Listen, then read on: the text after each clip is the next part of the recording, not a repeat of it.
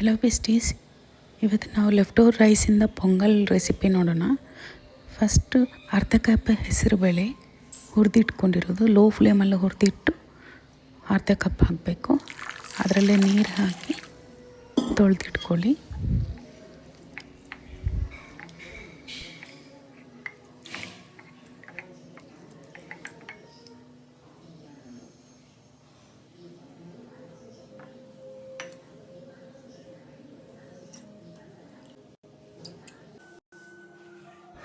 ಅರ್ಧ ಕಪ್ ಹೆಸರುಬೇಳೆ ತೊಗೊಂಡ್ರೆ 1 ಕಪ್ಪು ಅನ್ನ ತೊಗೋಬೇಕು.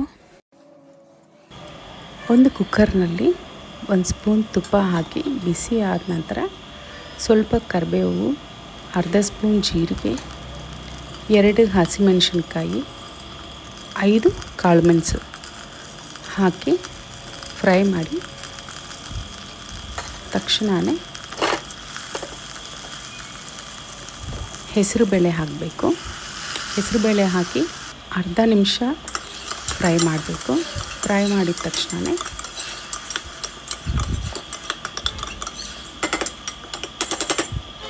ಇವಾಗ 1 ಕಪ್ ಅನ್ನ ಇದೆಯಲ್ಲ ಲೆಫ್ಟ್ ಓವರ್ ರೈಸ್, ಅದನ್ನು ಹಾಕಬೇಕು.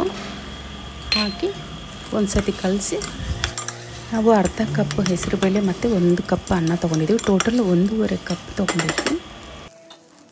1.5 ಕಪ್ ಬೇಳೆ ಮತ್ತು ಅನ್ನಕ್ಕೆ 3.5 ಕಪ್ ನೀರು ಹಾಕೋಣ.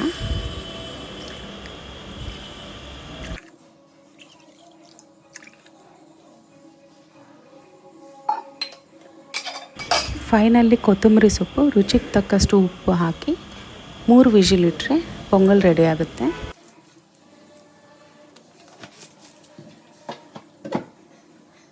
ಇವಾಗ ಕುಕ್ಕರ್ ವಿಷಲ್ ಬರೋ ಅಷ್ಟೊತ್ತಿಗೆ ನಾವು ಚಟ್ನಿ ಪ್ರಿಪ್ರೇಷನ್ ಮಾಡ್ಕೊಳ್ಳೋಣ. ತುಂಬ ಈಸಿ ಕೊಕೊನಟ್ ಚಟ್ನಿ ರೆಸಿಪಿ ಇದು. ಆಲ್ರೆಡಿ ಶಾರ್ಟ್ ವಿಡಿಯೋದಲ್ಲಿ ಪೋಸ್ಟ್ ಆಗಿದೆ. ಲಿಂಕ್ ಬೇಕಂದರೆ ಡಿಸ್ಕ್ರಿಪ್ಷನಲ್ಲಿ ಚೆಕ್ ಮಾಡಿ.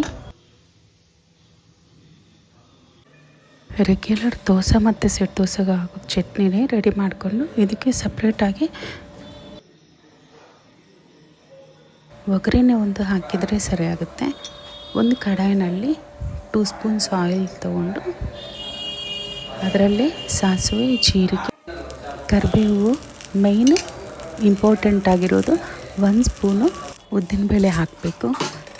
ಈ ಒಗ್ಗರಣೆ ಕೊಬ್ಬರಿ ಚಟ್ನಿ ಒಗ್ಗರಣೆಗೆಲ್ಲ ಟೇಸ್ಟ್ ಬರೋದು ಉದ್ದಿನಬೇಳೆ. ಇದೆಲ್ಲ ಫ್ರೈ ಆದ ನಂತರ ಫೈನಲಾಗಿ 2 ಒಣಮೆಣಸಿನ್ಕಾಯಿ ಹಾಕಿ ಸ್ಟವ್ ಆಫ್ ಮಾಡಿ ಒಗ್ಗರಣೆ ಕಳಿಸ್ಬೇಕು.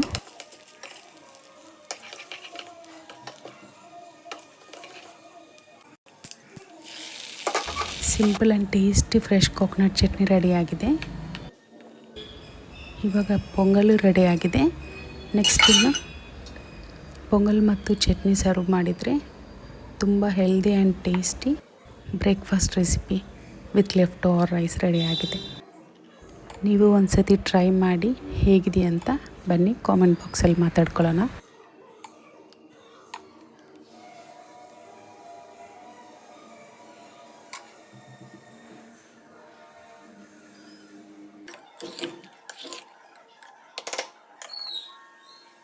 ಈ ಪೊಂಗಲ್ ರೆಸಿಪಿನಲ್ಲಿ ನನಗಿಷ್ಟ ಆಗೋದು, ಟೇಸ್ಟ್ ಸಿಗೋದೆ ನನಗೆ ಪೆಪ್ಪರಿಂದ.